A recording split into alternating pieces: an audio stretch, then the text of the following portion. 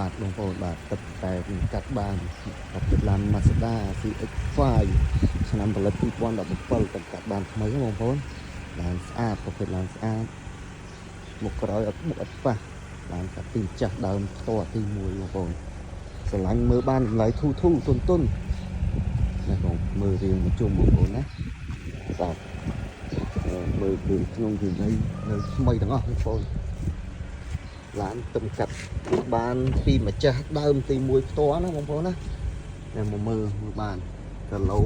90000គីឡូស៊ីនបាទបងប្អូនតបោបើកៃចុចអូតូបានស្អាតហើយតម្លៃ18បងប្អូនបាទស្រឡាញ់អាចតាក់ទងមកបានតាមរយៈលេខទូរស័ព្ទដូចខ្ញុំដាក់ខាងលើឲ្យបងប្អូនចឹងបាទអរគុណសម្រាប់ព័ត៌មានអត់អាចតាក់ទងបានតាមរយៈលេខទូរស័ព្ទខាងលើដូចបងបានដាក់ឲ្យខាងលើចឹងបាទអរគុណជម្រាបលា